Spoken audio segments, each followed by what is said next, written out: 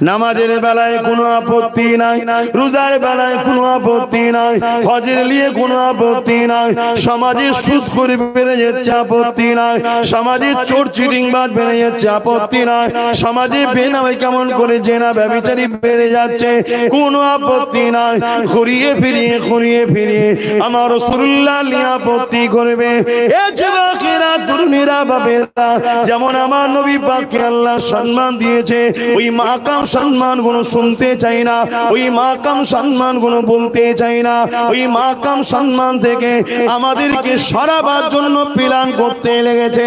তার মধ্যে একটা কথা যেমন বললাম, আল্লাহ নবী জানিয়ে দিলে যারা কিয়ামতের দিনে আমাদের ভালোবাসার মানুষ হবে, আমাদেরকে পিয়ার করবে, দুনিয়ায় আমাদের আলোচনার মাহফিল বানাবে, আমাদের কথা শুনে যাদের দিলটা খুশি হবে, এ হযরত আলী রে, তারা ময়দানে মাশরে আমাদের সঙ্গে জান্নাতি খানা খাবে। এই কথাগুলো তারা বলতে চায় না। যদি এই কথা আলোচনা হয়, সমাজকে তারা ভুল বোঝায়, এই কথাটা কখনো মানাতে চায় না। এ যুবকেরা, তরুণেরা, আবার বলে দিয়ে যায়, আল্লাহ নবীকে চেনো, নবীকে পিয়ার করো, নবীকে ভালোবাসো, নবীর আজমতকে জানো, নবীকে আল্লাহ কি শানওয়ালা করেছে জানো। কারণ নবী যার মধ্যে নাই, আল্লাহ সে পাবে না। কারণ নবী পাককে আল্লাহ পাঠিয়েছে।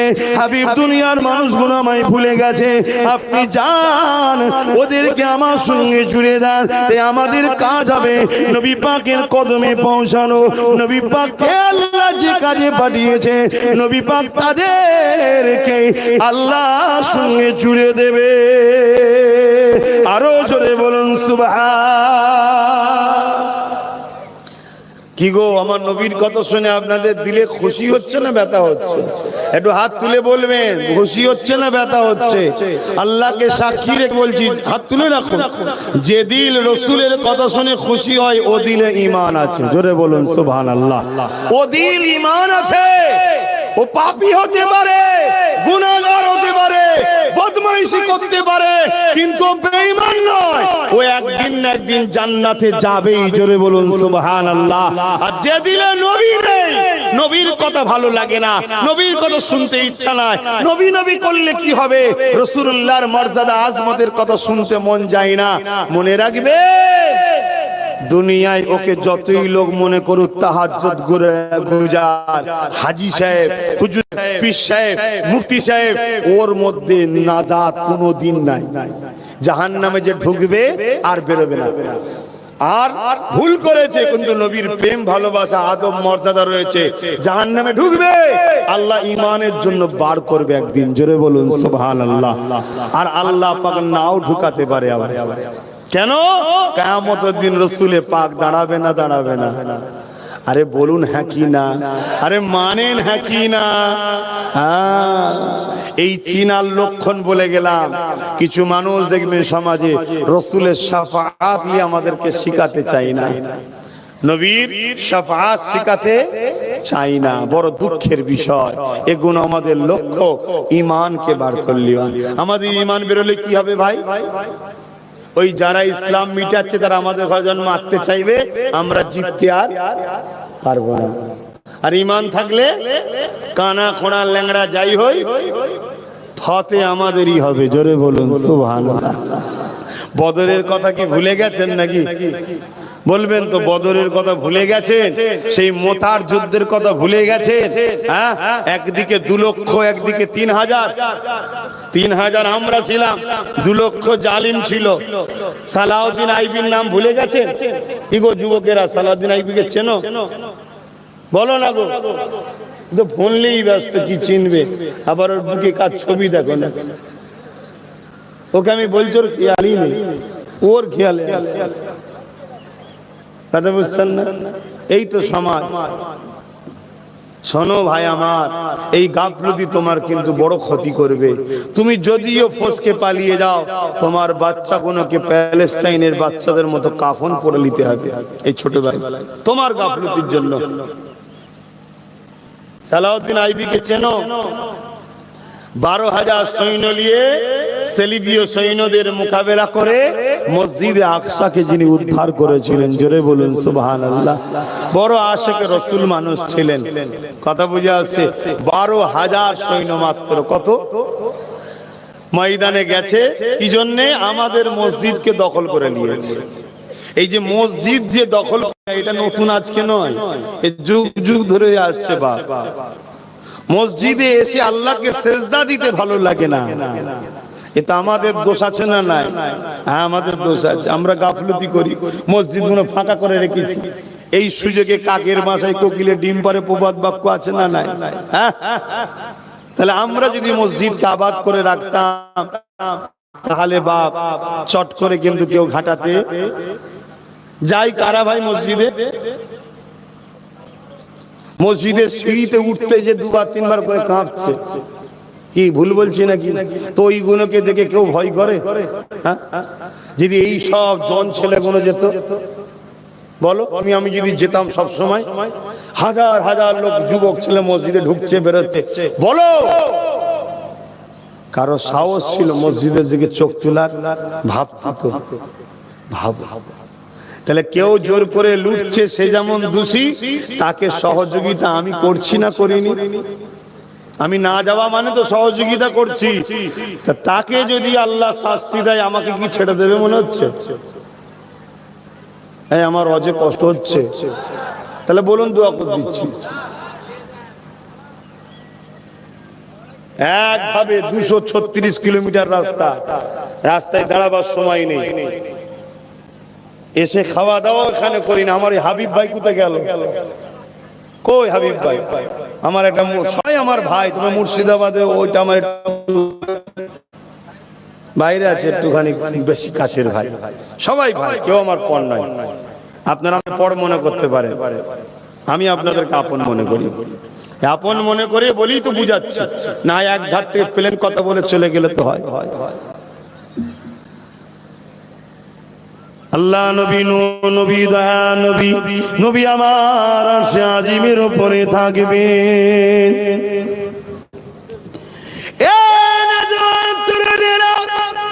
এই পৃথিবী থাকবে না, এই পৃথিবীকে আল্লাহ চূর্ণ বিচ্ছিন্ন করে দেবে। এই বিশাল বিশাল পাহাড় দেখছেন, এই পাহাড়গুলোকে আল্লাহ পাক উড়াবে, একটার সঙ্গে আর একটা টক্কর হবে, সব ভেঙে ধুলো মতো হয়ে যাবে। এই পৃথিবীকে আল্লাহ রাখবে না, কুল্লু মান আলাইহা ফান, সব কিছু আল্লাহ ফানা করে দেবে। এ যুবকেরা, তরুণেরা, কতদিন এইভাবে থাকবে কে জানে আল্লাহ ছাড়া। এই সময় আমার আল্লাহ আওয়াজ দেবে, এ হযরতে জিবরাইল ইসরাফিল রে, দুনিয়া জমিনে যাও, আমার হাবিবকে যে উঠিয়ে নিয়ে আসো। এ নওজোয়ান তরুণেরা, বাপেরা, নওজোয়ানেরা, আমার নবী পাক আজও মদিনার রওজা মুবারকে তোমার আমার জন্য সিজদায় পড়ে গিয়ে আল্লাহ দরবারে এখনো কাঁদতেছে।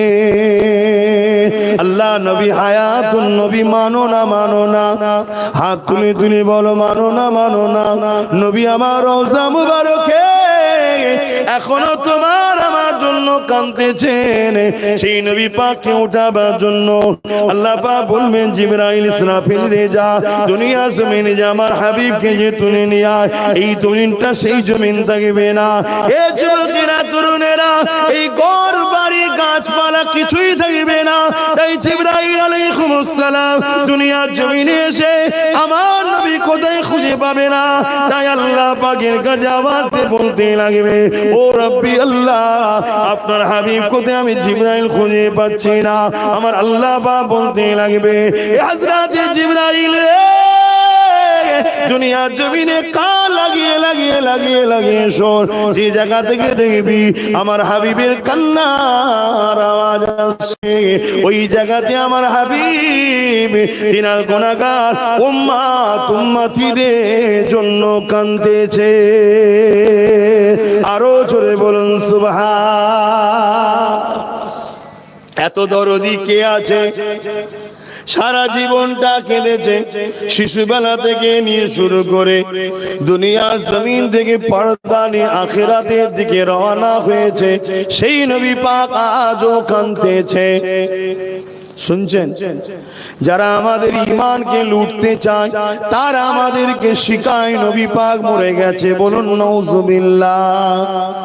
কেননা নবী মারা গেছে এই কথাটা কেউ ধারণা করলে সে মুসলমান দাবি করতে পারে কিন্তু মুমিন থাকবে না, ঈমানদার থাকবে না, তার ঈমানটা বেরিয়ে চলে যাবে।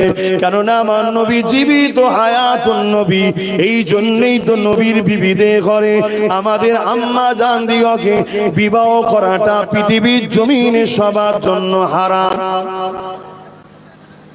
স্বামী থাকাকালীন ওই বিবাহিত নারীর সঙ্গে বিবাহ করা যায়? কথা বলুন। আমার নবী তো হায়াতুন নবী, তাই নবী পাকের স্ত্রীদের সঙ্গে বিবাহ করাটা হারাম। হ্যাঁ, আমি সম্মানের দিকে বলছি, আমার আছে আমার নিজের মায়ের থেকেও নবী পাকের স্ত্রী আমাদের আম্মা জান, ওই আম্মাদের সম্মান নিজের মায়ের থেকেও আমাদের কাছে অনেক বেশি হলো নবীর স্ত্রীদের সম্মান। বলুন সুবহানাল্লাহ। নিজের মালিক যদি কেউ খারাপ ধারণা করে কবিরা গুনাহ হবে, নবীর স্ত্রীদের খারাপ ধারণা করলে বেঈমান কাফের হবে। কথা কিছু মাথায় ঢুকছে? নবীকে ভালোবাসেন। বারবার বলছি যুবকরা, এই যে মুসিবত চারিদিকে মেঘলার মতো ঘিরছে, এ থেকে বাঁচার একটাই রাস্তা আছে বাপ। কেন আমরা সব হাতছাড়া করে ফেলেছি? একটাই রাস্তা আছে, আমেনার লালকে ধরুন, নবী পাককে পিয়ার করুন, রসুলের মোহাব্বত করুন, নবীর উপরে দরুদ বেশি বেশি করে পড়ুন। নবী পাক যে নামাজের জন্য কেঁদেছে, আল্লাহ নবী যখন সেজদায় পড়ে যেত মক্কার জালিমরা নবী পাকের পিঠে পচা দুম্বার ভুঁড়ি পর্যন্ত চাপিয়ে দিত, আমার নবী সেজদায় পড়ে পড়ে কাঁদতো। নবী পাক সাল্লাল্লাহু আলাইহি ওয়াসাল্লাম বলেছেন, নামাজ হলো আমার চোখের ঠান্ডা, সেই নামাজটাকে ছেড়ে দিও না। যুবক, আল্লাহ তো 24 ঘন্টায় ডেইলি একটাই তো কাজ দিয়েছে, 5 ওয়াক্ত নামাজ। আর কি কাজ দিয়েছে বলুন? একটাই তো কাজ, 5 ওয়াক্ত নামাজ। হজ তো জীবনে একবার, রোজা তো বছরে একবার, আর হজ শুধু ধনী লোকদের জন্য, গরিবদের তো নিমা। কথা মাথায় ঢুকছে? আল্লাহ আমাদেরকে এত সুন্দর করে বানালো, সেই আল্লাহকে সেজদা করুন, রুকু দেন। আল্লাহ নবী জানিয়ে দিলেন, কোন বান্দা যখন আল্লাহ পাকে রুকু দেয়, আল্লাহ পাক তখন ফেরেশতাদেরকে বলে দেয়, ওরে আমার ফেরেশতারে, আমার বান্দা আমাকে রুকু দিয়েছে, আমি আল্লাহ আমার বান্দার রিজিকের কখনো অভাব দেব না।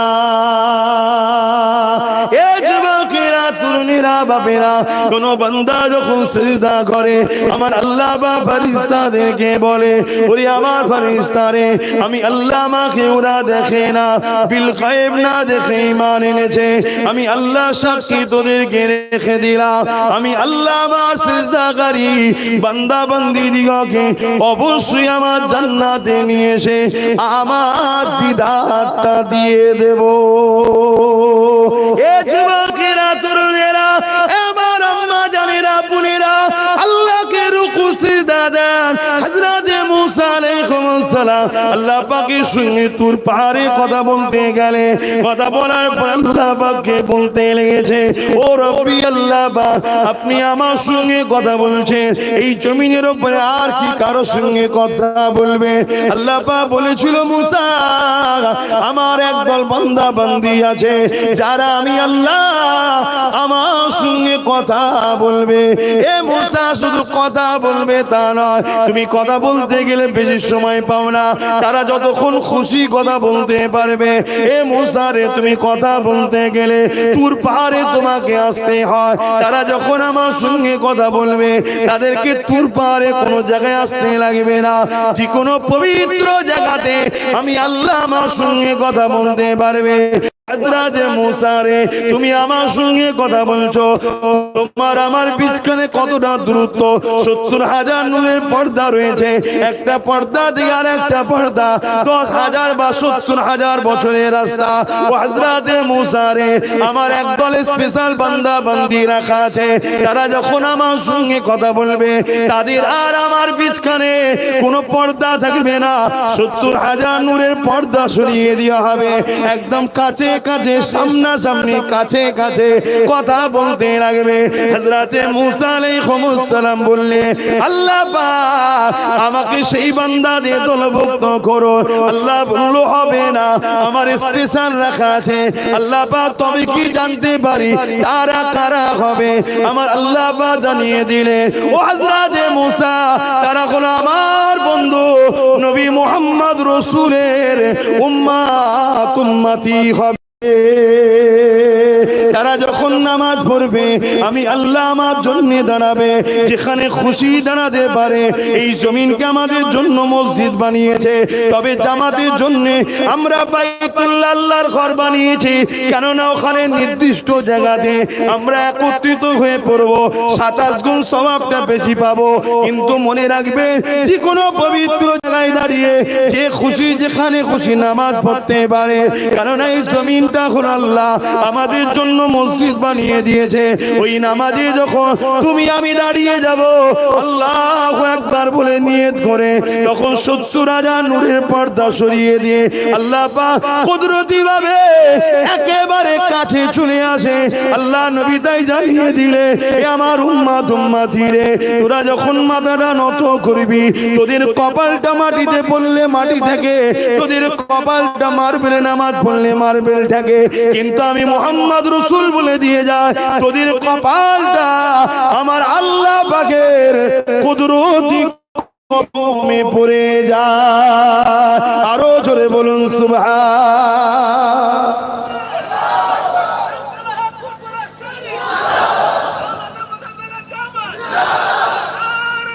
আল্লাহু আকবার। আমার আব্বাজান ভাইরা, আমার আম্মা জানেরা, আমার বোনেরা, সেই নামাজ ছেড়ে দাও ইচ্ছা করে করে। আবার হ্যাঁ, এর চেয়ে বড় দুঃখ লজ্জার কি হতে পারে?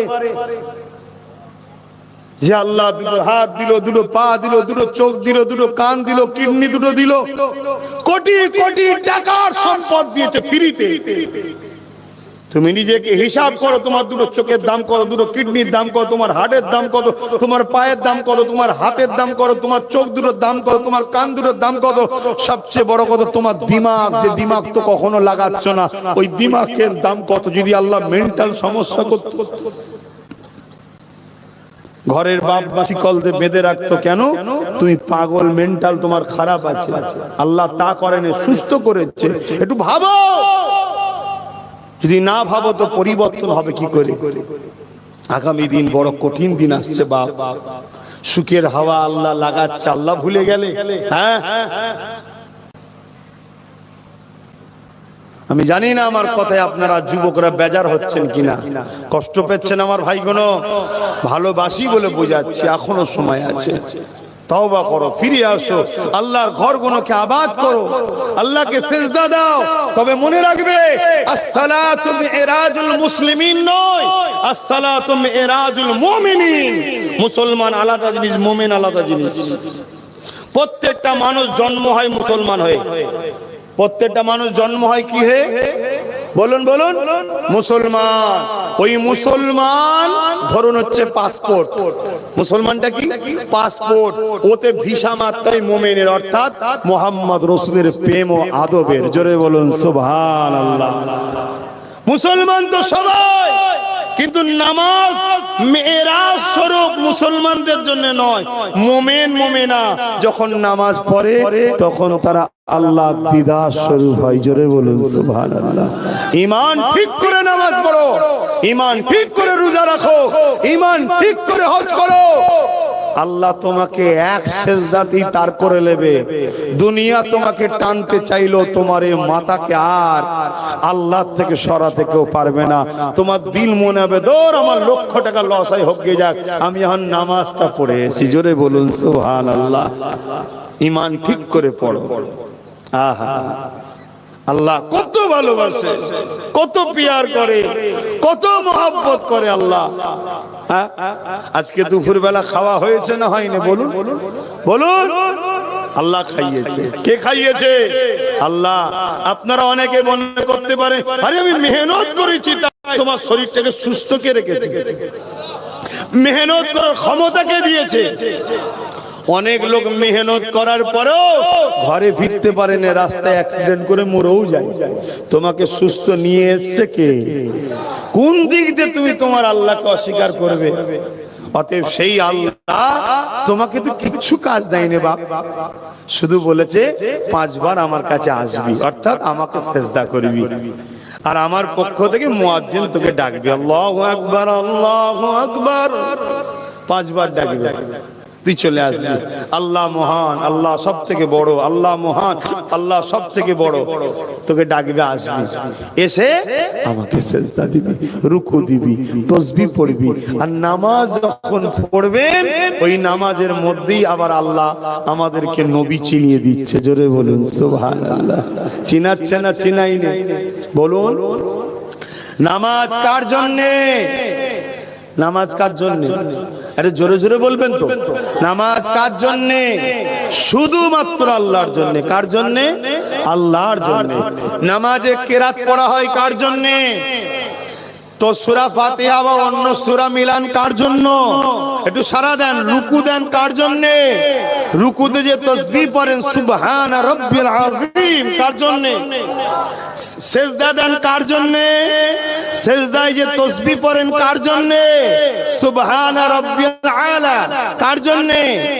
আমরা যখন বলি সুবহান রাব্বিল আলা, আল্লাহ বলে ফেরেশতারে দেখ কত গুনাহ করে এসেছে, আর এসে বলছে আল্লাহ আপনি সব থেকে বড় পবিত্র। জোরে বলুন সুবহানাল্লাহ। আল্লাহ আপনি সব থেকে বড় পবিত্র, অথচ সব গুনাহ করেছে। বলে না বলে গুনাহ করেছি না করিনি?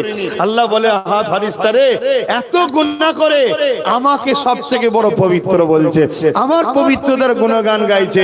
ফেরেশতা আমি আল্লাহ ওদেরকে আজ ছেড়ে দিতে পারি না রে, যা সাক্ষী থাক আমি আল্লাহ ওদের গুনাহগুলো মাফ করে ওদেরকেও পবিত্র বানিয়ে দিলাম। জোরে বলুন সুবহানাল্লাহ। আরো জোরে জোরে বলুন সুবহানাল্লাহ। আহা, সুবহান রাব্বিয়াল আলা। কার জন্য? আল্লাহর জন্য। বলুন কার জন্য? আল্লাহর জন্য। কার জন্য? আল্লাহর জন্য। একটা বাহানায় আল্লাহ বলাচ্ছি না বলাইনি? আপনারা বিরক্ত হচ্ছেন, কি করব বাপ, আমাদের কাজই তো, আমাদের কাজই তো তোমাদেরকে রাসূলের প্রেমিক বানানো, আল্লাহর প্রেমিক বানানোর চেষ্টা করছি। তাই একবার আল্লাহ বলালে বাহানায় চাপে পড়ে হোক, যাই হোক, বারবার বললি হোক, একবার যদি বলো আল্লাহ অমনি 40টা আল্লাহ নেকি দেয়। জোরে বলুন সুবহানাল্লাহ। তাই বলাচ্ছি সুবহান রাব্বিয়াল আলা। কার জন্য বলেন? আল্লাহর জন্য। তাহলে রুকু আল্লাহর জন্য, সিজদা আল্লাহর জন্য, তাসবিহ আল্লাহর জন্য, সূরা ফাতিহা আল্লাহর জন্য, কিয়াম আল্লাহর জন্য, সব আল্লাহর জন্য করলাম। এবারে বৈঠকে বসে আছি, নামাজ থেকে ফারিগ হব। আল্লাহ বলছে ফারি বান্দারে, ওরে আমার বান্দি রে, তুই কি চাস তোর নামাজটা আমি আল্লাহ কবুল করে নি, তোর রুকু কবুল করি, তোর সিজদা কবুল করি, তোর কিয়ামটা কবুল করি, তোর তাসবিহটা কবুল করি? জি আল্লাহ কবুল করেলেন, কবুল করেলেন। আমার আল্লাহ বলে হায় আমার বান্দা বান্দি রে, তাহলে নামাজ থেকে ফারিগ হওয়ার আগে আমার বন্ধুকে সালামটা দিয়ে দে। আত্তাহিয়াতু লিল্লাহি ওয়াস সালাওয়াতু ওয়াত তাইয়্যিবাতু আসসালামু আলাইকা আইয়ুহান। বলুন বলুন, আমার নবীকে সালামটা দে। আমাদেরকে অনেকে বলে নবীর কথা মনে বললে নাকি নামাজ হবে না। হায়রে বড় দুঃখ লাগে, কেন নবী চিনতে পারলেন না? নামাজ হয়েছে নবীর জন্য, কোরআন পেয়েছে নবীর জন্য, কোরআন চিনলেন, নবী চিনলেন না। অথচ কোরআন নবী পাকের মর্যাদার গুণগান গেয়েছে, নবীকে ধরার কথা বলেছে, নবীকে পিয়ার করার কথা বলেছে, নবীকে অনুসরণ করার কথা বলেছে, নবীর ইত্তেবা করার কথা বলেছে, নবী ছাড়া নাজাত নেই বলেছে। সেই কোরআন চিনলা, কোরআনটা চিনার উপরে এসেছে, এই রাসূলুল্লাহকে চিনলাম না। মনে রাখবেন, আল্লাহ পাক কোরআন তিলাওয়াতকে ইবাদতের মধ্যে শামিল করেছে, আর নবী পাকের প্রেম আদবটাকে আল্লাহ পাক ঈমানের মারকাজ বানিয়েছে। এই মনে রাখবেন, নামাজ আল্লাহর জন্য, রুকু আল্লাহর জন্য, তাসবিহ আল্লাহর জন্য, সিজদা আল্লাহর জন্য, সুবহান রাব্বিল আলা আল্লাহর জন্য, সুবহান রাব্বিল আযীম আল্লাহর জন্য। আল্লাহ পাক বলে, বান্দা তোর নামাজ যদি কবুল করাতে চাস, আমার হাবিবকে সালামটা দিয়ে নে। এই সময় আমি আপনি জিজ্ঞাসা করতে লাগবো, ও রব্বি আল্লাহ পাক, নামাজ তো শুধু আপনার জন্য, আপনি গায়েরকে কেন এখানে ঢুকাচ্ছেন? নবীকে কেন এখানে ঢুকাচ্ছেন? নবীকে কেন এখানে আনছেন? আমার আল্লাহ জানিয়ে দিলে দুনিয়ার মানুষ শুনে রেখে দে, নবী আমার গায়ের নয়, নবী আমার পর নয়, নবী আমি আল্লাহ আমার আপন। আরো জোরে বলুন সুবহানাল্লাহ। যে আল্লাহ নামাজে নবীকে পর্যন্ত বাদ দেয়নি, কোরআনে নবীকে বাদ দেয়নি, আজানে নবীকে বাদ দেয়নি, তাওরাতে নবীকে বাদ দেয়নি, ইনজিলে নবীকে বাদ দেয়নি, জবুরে নবীকে বাদ দেয়নি। যেখানে আল্লাহ আল্লাহ আল্লাহ আল্লাহ, সেখানে নবী মুহাম্মদ রাসূলুল্লাহকে আল্লাহ রেখেছে।